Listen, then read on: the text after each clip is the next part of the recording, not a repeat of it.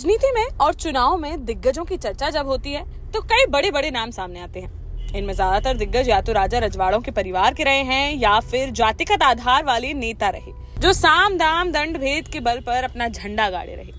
लेकिन मध्य प्रदेश में एक ऐसा भी नेता है जिसका ना ज्यादा जातिगत आधार है और ना ही ज्यादा तामझाम। ना ही वह राजा रजवाड़े वाले घर से है और ना ही कोई जागीरदार। उन्होंने यह सिद्ध भी कर दिया है कि साल भर पहले मध्य प्रदेश की शिवराज चौहान सरकार और भारतीय जनता पार्टी का केंद्र से लेकर प्रदेश तक का संगठन वैसे ही उनके जन्मदिन पर दमोह नहीं आया था। उनके अंदर कुछ ऐसा था जिसे पार्टी और नेतृत्व ने समझा था और उसी का परिणाम है कि आज दमोह जिले में भारतीय जनता पार्टी का झंडा गड़िया है।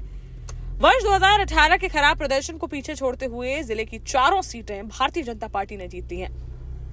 अब तक आप भी समझ गए होंगे, हम बात कर रहे हैं मध्य प्रदेश के दमोह से 8वीं बार ऐतिहासिक और दमदार जीत हासिल करने वाले मध्य प्रदेश शासन के पूर्व मंत्री और जनप्रिय नेता जयंत मलैया की, जिन्होंने वर्ष 1985 के अपने पहले चुनाव में मात्र 90 वोटों से हार मिलने के बाद मुड़कर पीछे नहीं देखा और लगातार 7 बार विधानसभा चुनाव जीता। पिछले चुनाव में कांग्रेस के राहुल लोधी से लगभग 800 वोटों से हारने के बाद उनके विरोधियों ने उनका राजनीतिक सफर खत्म मान लिया था। लेकिन जयंत मलैया की जनप्रिय छवि और उनके सुपुत्र सिद्धार्थ मलैया की जबरदस्त टीम ने न सिर्फ जयंत मलैया को इस चुनाव में 51,000 से ज्यादा वोटों से कांग्रेस प्रत्याशी अजय टंडन पर जीत दिलाई, बल्कि पिछले चुनाव में जिले की 4 में से 2 सीटें हार कर मध्य प्रदेश की सत्ता से बेदखल होने वाली भारतीय जनता पार्टी को जिले की चारों सीटों पर चुनाव जितवाकर मध्य प्रदेश की सत्ता में धमक के साथ वापस भी कराया। आपको मालूम होगा कि भाजपा प्रत्याशी जयंत मलैया ने 1,11,449 वोट पाकर कांग्रेस के वर्तमान विधायक अजय टंडन को 51,628 वोटों के बड़े अंतर से पराजित किया है। जिन्हें मालूम ना हो उनके लिए बता दें कि जयंत मलैया ने वर्ष 1985 में पहली बार भारतीय जनता पार्टी के टिकट पर विधानसभा का चुनाव लड़ा था, जिसमें उन्हें कांग्रेस के मुकेश नायक ने मात्र 90 वोटों के अंतर से चुनाव हरा दिया था। उसके बाद जयंत मलैया ने दमोह विधानसभा क्षेत्र में इस तरह की मजबूत पकड़ बनाई कि वह लगातार 7 चुनाव में अलग अलग प्रत्याशियों को पराजित कर चुनाव जीतते रहे हैं और मध्य प्रदेश की भाजपा सरकारों में कई बार मंत्री रहे हैं।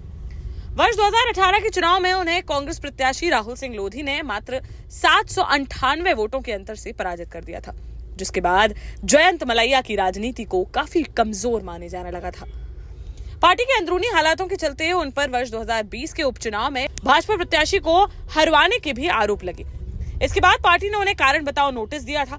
उनके पुत्र सिद्धार्थ मलैया सहित कई समर्थकों को पार्टी से निलंबित तक कर दिया था। लेकिन कुछ ही समय बाद पार्टी ने जयंत मलैया की लोकप्रियता और पार्टी के प्रति निष्ठाओं को ध्यान में रखते हुए उनका सम्मान बढ़ाते हुए उन्हें पार्टी की मुख्य धारा में शामिल किया था और वर्तमान चुनाव में उनको एक बार फिर दमोह से मौका दिया।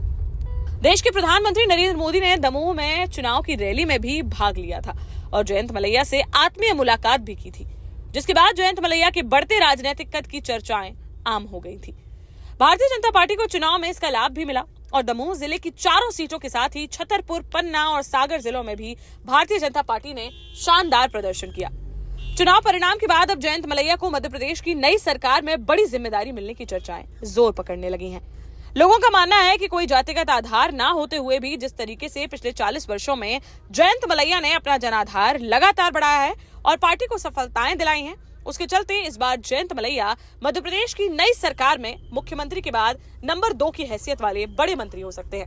देश का जाना माना सैनफिन ग्रुप आपके लिए फिर लाया है झांसी में वास्तु के हिसाब से फ्लोर प्लान सहित एक शानदार टाउनशिप, जिसमें सुरक्षा की दृष्टि से सीसीटीवी, एक ही ग्रैंड गेट से एंट्री और एग्जिट, चौड़ी सड़कें, parking, car wash area, senior citizen and international fountain parks, swimming pool, gym, badminton, tennis आदि courts, school, hospital, shopping mart आदि कई सुविधाएं। इसीलिए तो हम झांसी में लोगों की पहली पसंद।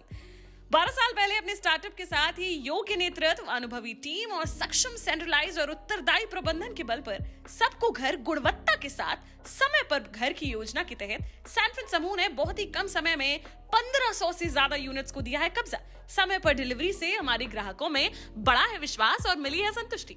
सैनफिन समूह ने बहुत कम समय में Sanfin Ashok city, green homes residency, green homes city, Sanfin Ashok valley, Delhi public school, Sanfin शाखा, केन सैनफिन अस्पताल सहित कई अन्य परियोजनाओं के साथ नई झांसी के निर्माण में स्थापित किया है एक बड़ा मुकाम। तो आप भी आज ही आइए अपने परिवार के साथ और कीजिए अपने सपने साकार।